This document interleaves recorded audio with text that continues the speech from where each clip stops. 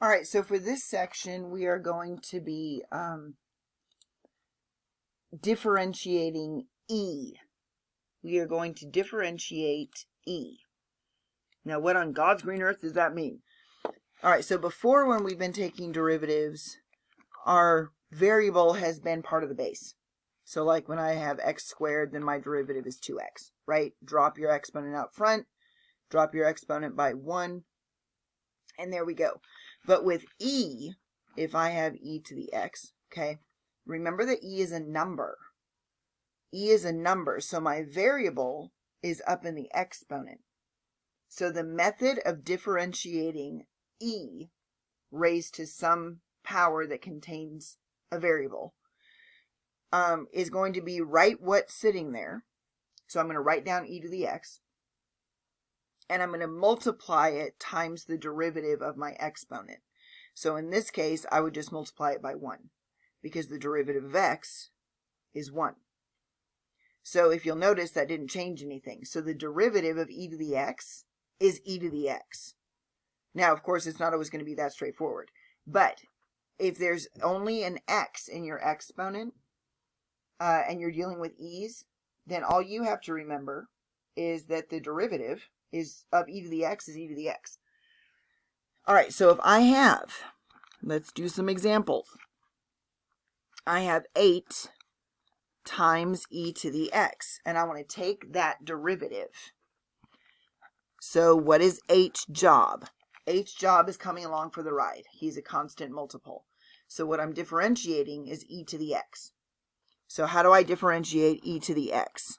I write what's sitting there, which is e to the x, times the derivative of my exponent. Well, what's the derivative of x? It's 1. And so you end up with a 1 here, which means your derivative is simply 8 e to the x. And it's okay. You haven't done anything wrong. It's a weird thing. Okay? So let's try another one. I have f of x equals e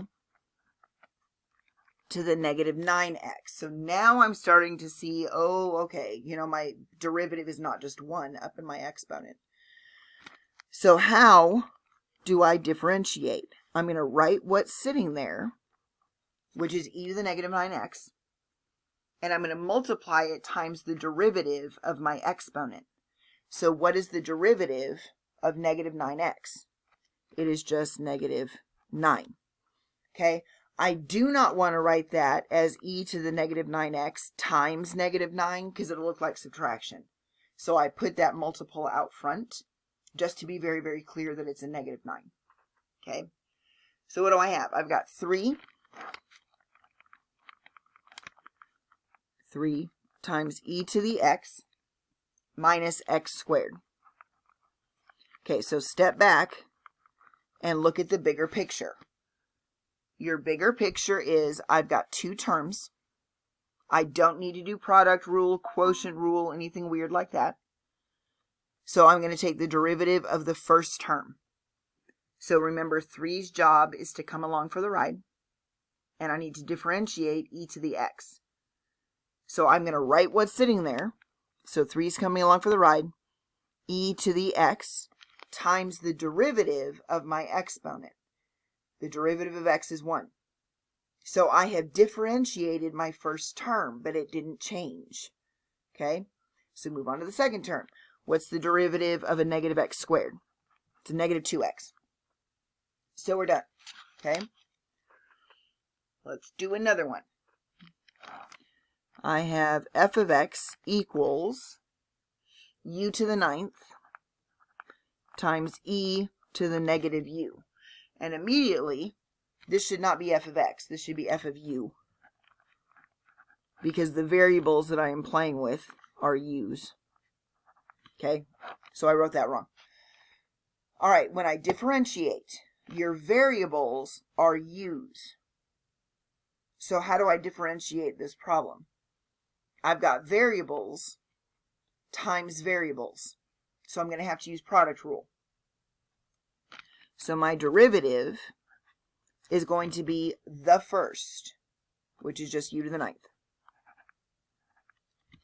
times the derivative of the second. So how do I take the derivative of e? I'm going to write what's sitting there, which is an e to the negative u, times the derivative of my exponent. So what's the derivative of negative u? It's going to be negative 1. Okay, so first times derivative of the second plus the second, which means I just write it down, times the derivative of the first. So the derivative of u to the 9th is 9u to the 8th. Okay, so you have successfully differentiated that expression. So I have f of x equals x divided by e to the x. So what's your bigger picture? Your bigger picture is you've got variables divided by variables. So since I've got division with variables, I need to use quotient rule.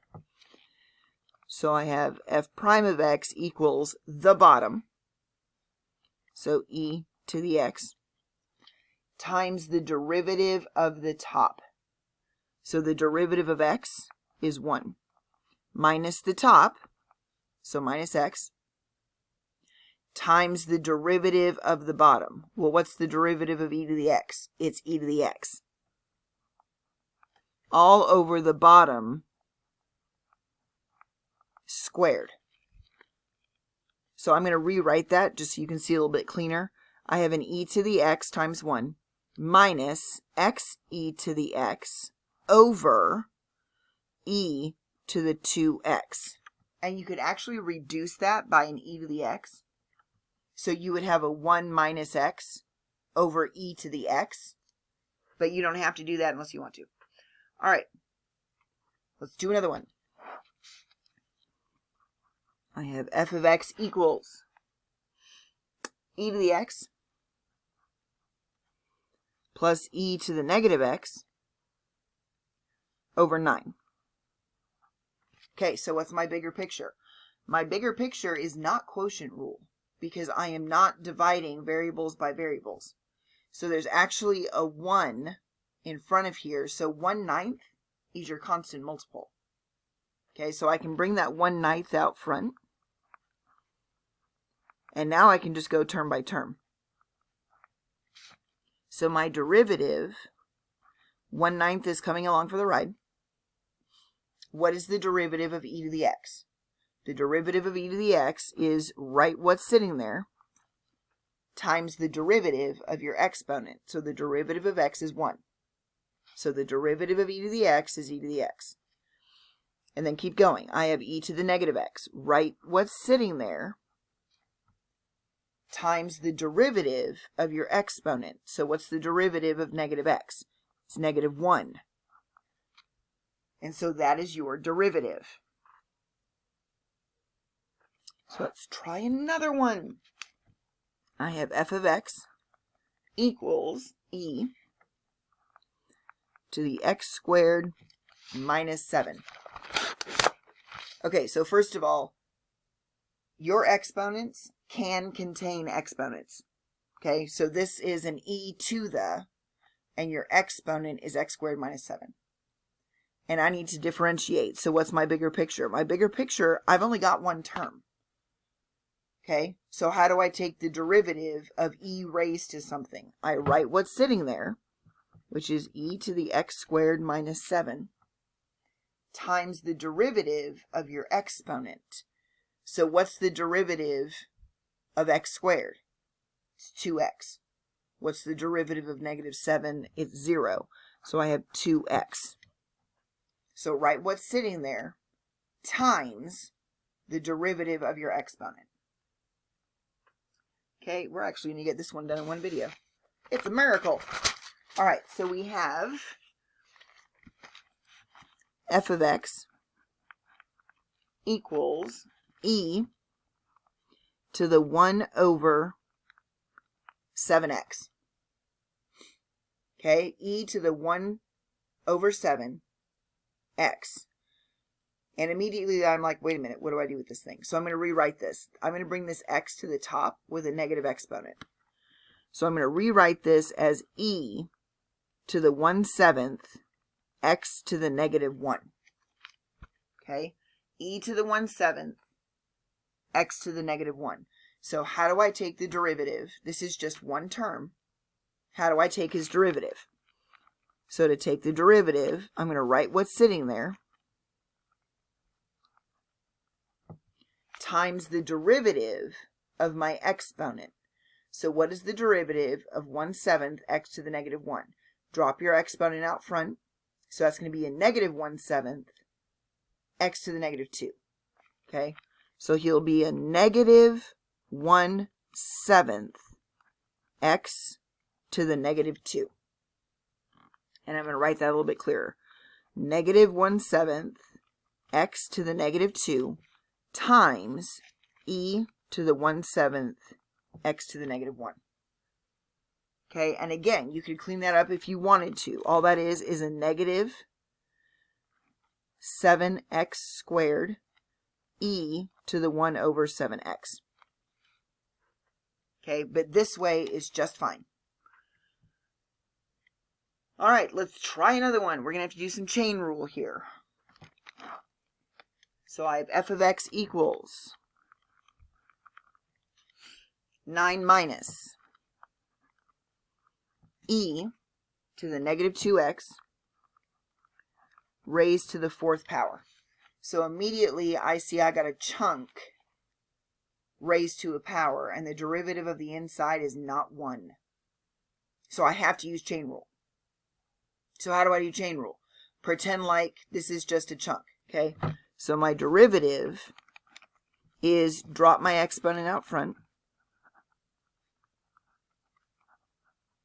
drop my exponent by 1, and then what does chain rule say? Times the derivative of the inside. So what's the derivative of 9? Well, the derivative of 9 is 0. What's the derivative of negative e to the negative 2x? Write what's sitting there times the derivative of your exponent. Okay, so I'm going to write what's sitting there.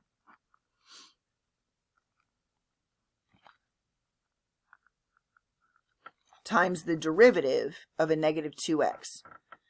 So that's going to be negative 2, which means this term just turned positive.